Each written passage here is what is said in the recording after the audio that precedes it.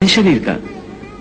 ये याद रखो कि मन शरीर का हिस्सा है, उसका आत्मा से कोई संबंध नहीं। आत्मा यदि रथ में बैठा हुआ रथ का स्वामी है तो मन शरीर रूपी रथ का सारथी है। ये मन ही इंद्रियों के घोड़ों को इधर उधर भटकाता है। कभी यौवन के आवेश में यही चंचल मन मनुष्य को इस भ्रम में डाल देता है कि वो सर्वशक्तिमान है, वो सब कुछ कर सकता है, वो यहाँ का राजा है जिसके आगे हर कोई झुक जाने पर विवश है और जिसे हर कोई प्रणाम करता है। जिस तरह दीपक की बाती को दीपक तले छुपा अंधेरा दिखाई नहीं देता, उसी तरह जवानी को उसके पीछे छुपा बुढ़ापा और कमजोरी दिखाई नहीं देती।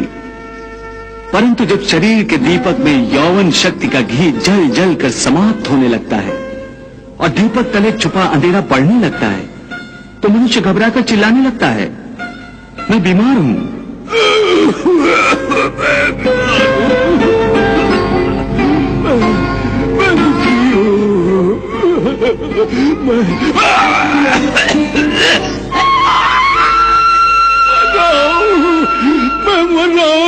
मुझे बचाओ।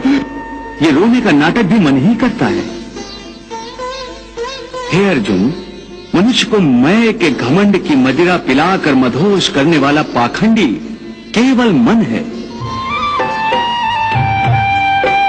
मन से बड़ा बहरूपी न कोई, पल पल रचता स्वांग निराले।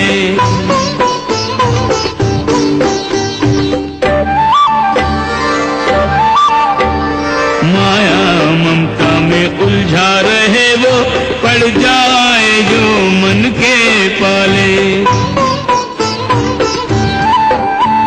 मन के बहकावे में ना, मन के बहकावे में ना, मन राह भुलाए भ्रम में डाले। मन के बहकावे में ना, मन राह भुलाए भ्रम में डाले। तू इस मन का दास न बन, इस मन को अपना दास बना ले। तू इस मन का दास न बन, इस मन को अपना दास बना ले। वाह प्रभु वाह। उसके हाथों में मोह माया का जाल है जिसे वो मनुष्य की कामनाओं पर डालता रहता है और उसे अपने वश में करता रहता है। ये मन शरीर से भी मोह करता है, अपनी खुशियों से भी मोह करता है और अपने दुखों से भी। खुशियों में खुशियों से भरे गीत गाता है तो दुख में दुख भरे गीत गुनगुनाता है। अपने दुख में दूसरों को शामिल करके उसे खुशी होती है। किसी भी प्राणी को उसका मन जीवन के अंत तक अपने जाल से निकलने नहीं देता।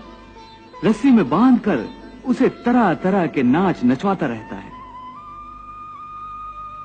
वो जीव को इतनी फुर्सत भी नहीं देता कि वो अपने अंतर में झांक कर अपनी आत्मा को पहचाने और आत्मा के अंदर जिस परमात्मा का प्रकाश है उस परमात्मा का साक्षात्कार करे।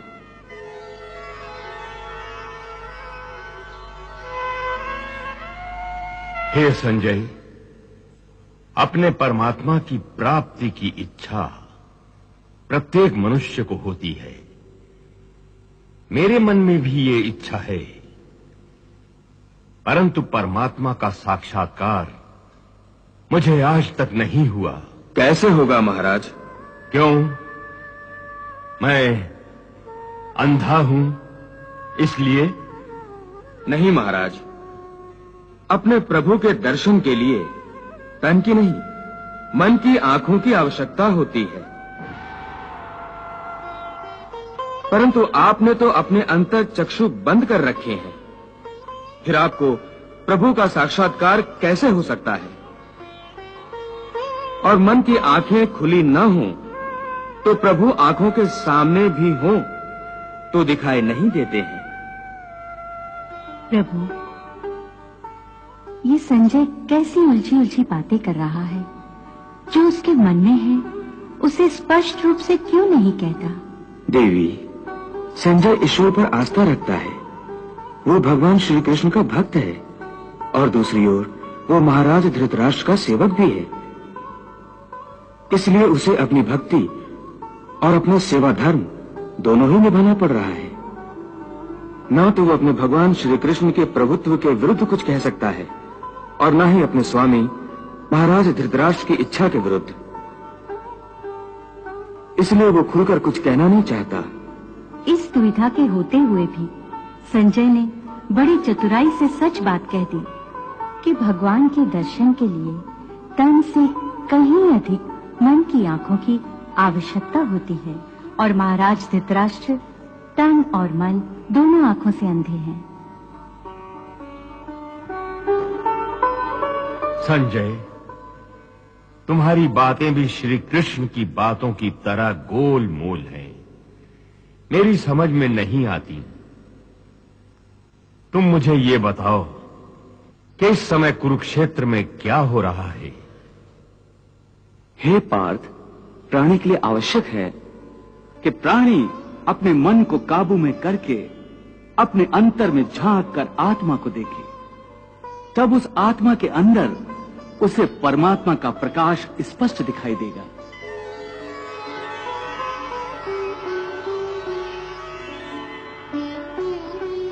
उसी को परमात्मा का साक्षात्कार कहते हैं। तुम तो कहते हो कि अपने अंतर में झांक कर आत्मा को और उस आत्मा में प्रकाशित परमात्मा को पहचानो, अर्थात आत्मा से अलग कोई और है जो आत्मा को पहचानेगा। ये किसको कह रहे हो कि आत्मा को पहचानो? कौन पहचानेगा अंतर की आत्मा को? तुम्हारा मन। मन? हाँ, तुम्हारा मन। परंतु तुम तो कहते हो कि मन माया के भ्रमजाल में फंसाकर प्राणी को बहुत नाच नचाता है, फिर वो आत्मा और परमात्मा क्यों ले जाएगा? तुमने ठीक प्रश्न किया अर्जुन। उसका उत्तर यह है कि जब तक तुम अपने आप को मन और विषयों के अधीन रहने दोगे, तब तक वो तुम्हें नाच नचाता रहेगा। हे पार्थ, मनुष्य का शरीर एक रथ की भांति है।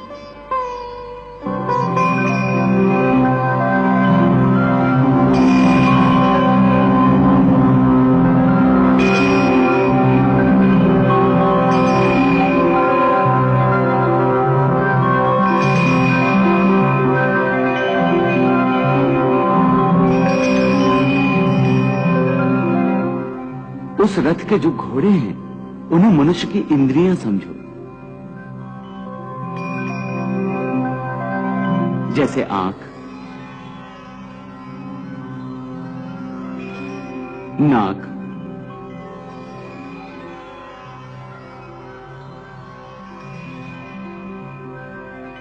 कान, मुख, जीवा आदि। उन इंद्रियों को, घोड़ों को जो सारथी चलाता है, वो सारथी ही मन है। और उस रथ में बैठा हुआ जो उस रथ का स्वामी है, वही आत्मा है।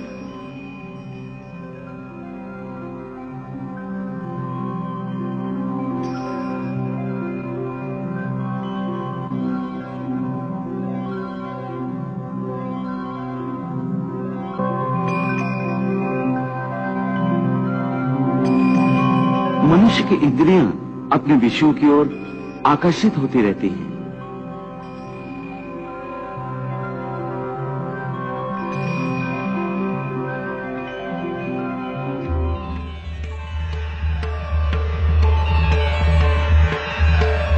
और उसका मन इंद्रियों को उनके विषयों की ओर ही दौड़ाता रहता है।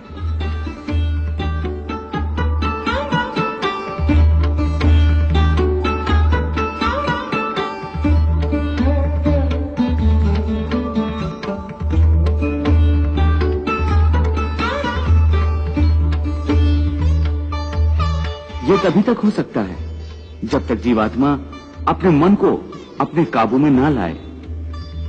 जब तक मन काबू में नहीं आएगा, वो इंद्रियों को उनके विषयों की ओर ही दौड़ाता रहेगा। विषय